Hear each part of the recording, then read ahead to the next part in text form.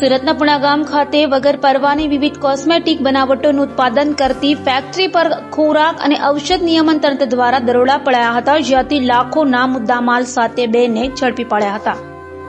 ખોરાક અને ઔષધ નિયમન તંત્રના કમિશનર ડોક્ટર H.G. કોસિયાએ જણાવ્યું હતું કે રાજ્યના નાગરિકોને જીવન જરૂરી દવાઓ તથા કોસ્મેટિક સામાન શુદ્ધ ગુણવત્તાયુક્ત મળી રહે તે માટે રાજ્ય સરકાર દ્વારા સતત મોનિટરિંગ કરવામાં આવ્યું છે, જેના ભાગરૂપે સુરતના પુણાગામ ખાતે વગર પરવાને વિવિધ કોસ્મેટિક બનાવટોનું ઉત્પાદન કરતી ફેક્ટરી પકડી પાડીને તંત્ર દ્વારા શંકાસ્પદ કોસ્મેટિક બનાવટના કુલ 9 નમૂના લઈ ચકાસણી માટે મોકલી અપાયા છે અને 23.70 લાખનો બનાવટી કોસ્મેટિકનો મુદ્દામાલ જપ્ત કરાયો છે।